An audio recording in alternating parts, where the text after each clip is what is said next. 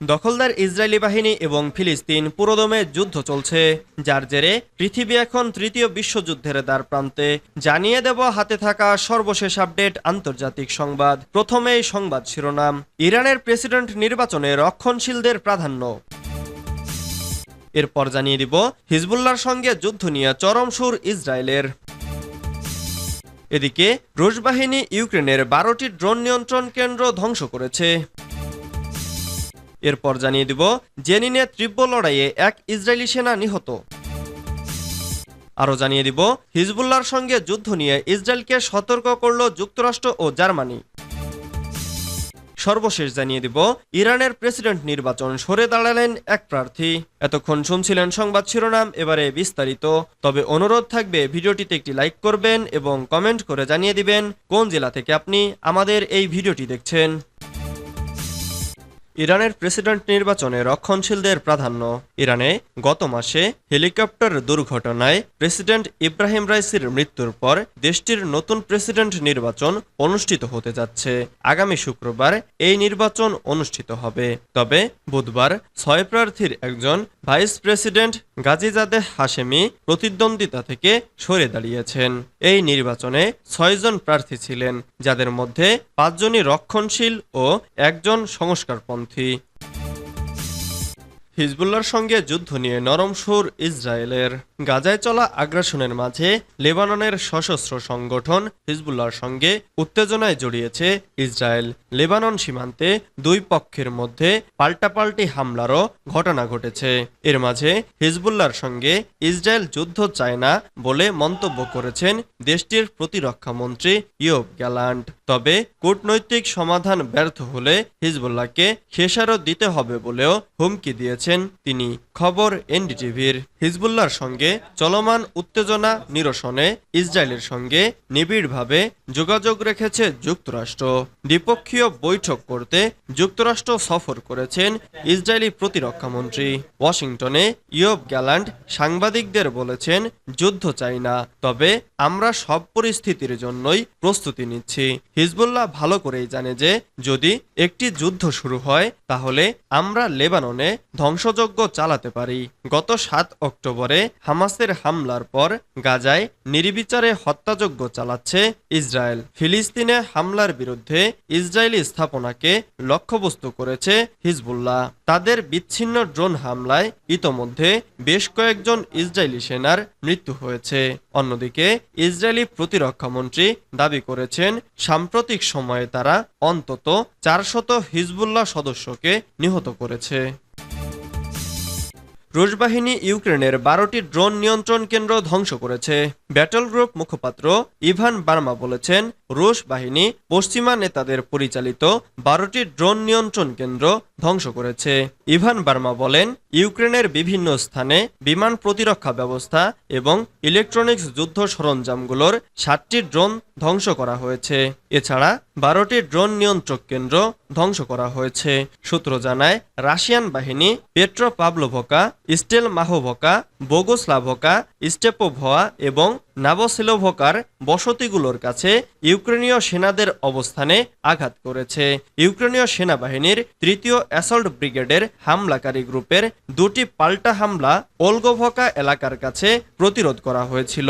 পাল্টা ব্যাটারি কার্যকলাপের সময় 2টি grad multiple launch missile system এবং 5টি মর্টার ধ্বংস করা হয়। জেনিনে তীব্র লড়াইয়ে এক ইসরায়েলি সেনা নিহত। অধিকৃত পশ্চিম তীরের জেনিন শহরে হামাস ও ইসরায়েলি সেনাদের মধ্যে চলছে তীব্র লড়াই। এতে বিস্ফোরণে এক ইসরায়েলি সেনা নিহত এবং 17 জন আহত হয়েছেন। বুধবার জেনিনে এই হতাহতের ঘটনা ঘটে বলে নিশ্চিত করেছে আল জাজিরা। প্রতিবেদনে বলা হয়েছে, জেনিন শহরে বিভিন্ন এলাকায় তীব্র সংঘর্ষ চলছে। এরই মধ্যে ফিলিস্তিনি যোদ্ধারা ইসরায়েলি বাহিনীকে অতর্কিত আক্রমণ করে। যার ফলে ইসরায়েলের কয়েকজন সেনা গুরুতর অবস্থায় পড়েছিল। এর মধ্যে একজন নিহত হয়েছেন। প্রতিবেদনে আরও বলা হয়, বুলডোজার, ড্রোন ও অ্যাপাচি অ্যাটাক হেলিকপ্টারের সহায়তায় এলাকায় ইসরায়েলি বাহিনী ৩ ফিলিস্তিনিকে গ্রেফতার করে। গত ৭ অক্টোবর ইসরায়েলের সীমান্তে প্রবেশ করে আকস্মিক হামলা চালায় হামাস। এরপরেই গাজায় পাল্টা আক্রমণ শুরু করে ইসরায়েলি বাহিনী। সেখানে অভিযানের নামে গত ৮ মাসে কমপক্ষে ৩৮,২০০ জনকে হত্যা করা হয়েছে। এছাড়া আহত হয়েছে আরও ৮৬,৩৭৭ জন।